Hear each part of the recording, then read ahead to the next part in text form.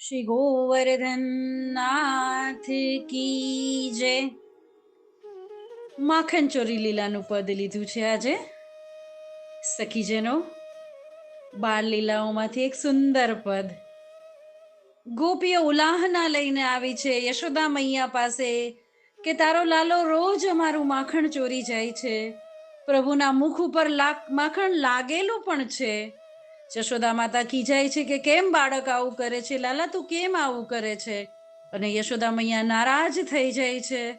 તો પ્રભુ એને કેટલું સુંદર કાલી ઘેલી સાચું ખોટું બોલી અને મનાવે છે. કાલી ઘેલી વાણીમાં સુરદાસજીની રચના છે. मैया मोरी मैं नहीं माखन खायो.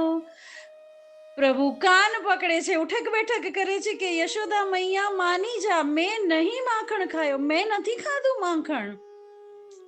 આ બધી ગોપીઓ ખોટું બોલે છે, ખોટા ઉલાહના દે છે, ખોટો મને પકડીને આવ્યો છે.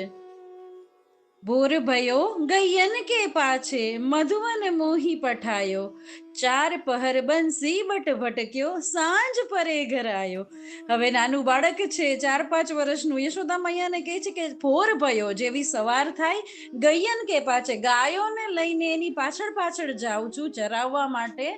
મધુવન મોહી પઠાયો, પઠાયો એટલે મોકલ્યો, મને મધુવન મોકલી દેવામાં આવે છે. ચાર પહર બંસી બટ ભટક્યો, જ્યારે ગાયોને શ્રમ પડે છે વિશ્રામ લેવા માટે અને છાંયો આપવા માટે હું બંસી બટમાં ગાયોની સંભાળ રાખું છું. અને સાંજ પડે ઘર આવ્યો, થાકેલો હારેલો મૈયા હું સાંજ પડે ઘર આવું છું, તેમ છતાંય આટલું શ્રમ કરું, આટલી મહેનત કરું, હું નેકસો તારો લાલા, તો પણ આ ગોપીઓ મને આવી રીતે હેરાન કરે છે મૈયા. પછી આગળ પ્રભુ કહે છે, મેં બાલક બહિયન કો છોટો, છીકો કહી બીધી પાયો. બહિયન એટલે ઊંચાઈ, હું બાળક ઊંચાઈમાં નાનો છું, હજી તો મેં નેક્સો તો તેરો લાલા હું. લાલાનું કાંઈ નક્કી જ ન હોય, એને લગ્ન કરવા હોય તો એ 3.5 વર્ષનો બૂઢો થઈ જાય, અને એને આવું કંઈ કોઈની ફસાયો હોય તો એ નેક્સો તો તેરો લાલા હું થઈ જાય. છીકો એટલે કે જેમાં ઉપર છીકા ઉપર જેમાં દૂધ દહીં બાંધવામાં આવે છે, માખણ બાંધવામાં આવે છે, મટકી ઉપર દોરડાથી બાંધીને ટીંગાડે, એને છીકો કહેવાય.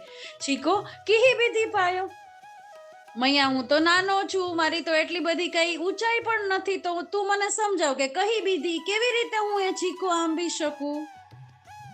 પછી મૈયા કહે છે, ઠીક છે તું કે એ બધું સાચું, પણ તો મને એમ બતાવ કે તારા મોઢા ઉપર આ આટલું માખણ કેવી રીતે લાગેલું છે. ત્યારે પ્રભુ એની ચીકણી ચૂપડી ભાષામાં જવાબ આપે છે, ગ્વાલ બાલ સબ બેર પરે હે, બરબસ મુખ લપટાયો. આ ગ્વાલ બાલ, આ ગોપિયન બધા મારી સાથે બેર કરે છે, હું બહુ પ્યારો છું ને, એટલે આ લોકો છે ને એ મારી સાથે વેર કરવા માંગે છે.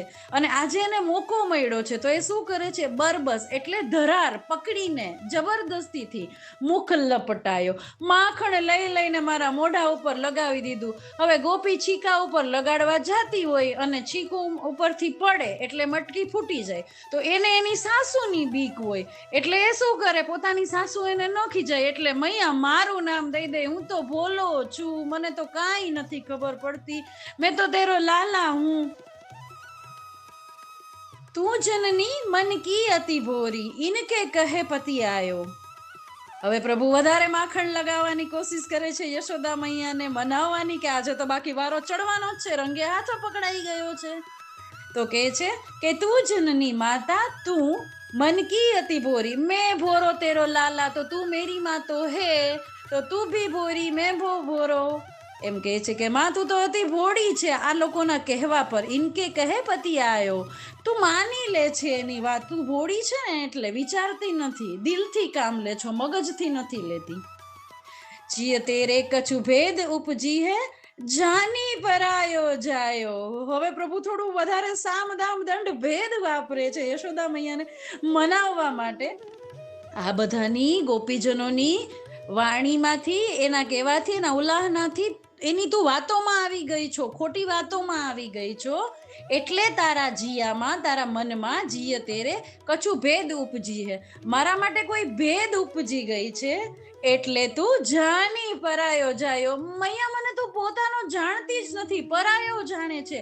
આ બધું સાંભળીને તને એમ થાય છે કે હું પરાયો છું. આમ પણ મને બલરામ ભૈયા કહેતા હતા કે યશોદા જુ ગોરી, નંદજી જુ ગોરે, રોહિणी जू गोरी, मैं जू गोरो, एक तू ही कारो भयो। तू तो ये यशोदा माता को पुत्र है ही ना, वो तो तेरे को खरीद के ले आई है, वो भी आधी रोटी में, वो भी बासी रोटी में। आज मैया मेरे को पतो चलो कि मैं परायो जायो हूं, मैं तेरो पुत्र ना। હવે પ્રભુ રીસ બતાવે છે, રીસાવાની એક્ટિંગ કરે છે, બતાવે છે. યહ લે અપની લકુટી કમરિયા, આ લે તારી અપની એટલે કે યશોદા માતાને ધરે છે. શું? લકુટી એટલે કે ગાય ચરાવવા જાય ત્યારે જે છડી લઈને જાય એ, અને કમરિયા એટલે એ જે કાળી કામડી ઓઢતા એ. દઈને કહે છે બહુત હી નાચ નચાયો. નાચ નચાયો એટલે હવે બહુ થઈ ગયું, એક લિમિટ થઈ ગઈ, હદ થઈ ગઈ મૈયા મારે સાંભળવાની. હું અવળુક બાળક આટલી મહેનત કરું તેમ છતાંય તું મને પરાયો જાયો માને છે, અને ગોપીજનોના ખોટા કહેવાથી તારા આ સુંદર નાના નેક્સા બાલકને તું ડાંટે છે. સૂરદાસ તબ ભી હસી જશોદા.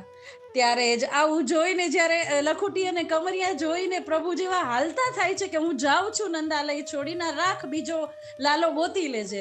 તો જશોદા માતા એને તેડી લે છે. લે ઉર કંઠ લગાયો, આલિંગન આપી દે છે, પોતાની છાતી સરખો ચાપી લે છે કે ના તું મારો લાલો છે, હસી દે છે. સુરદાસજીની રચના છે, ખૂબ સુંદર પદ. અને જેવો તેડે છે એવો લાલો મનમાં કહી દે છે મૈયા મોરી મેને હી માખન ખાયો. પણ મૈયા તો હોરી છે, મૈયા મોરી મેને હી માખન ખાયો. આહા હા હા, સુંદર લીલા, સુંદર બાલ લીલા, સુંદર પદ. મૈયા મોરી મેં નહીં માખન ખાયો, મેને હી માખન ખાયો. શ્રી ગોવર્ધન નાથ કી જય.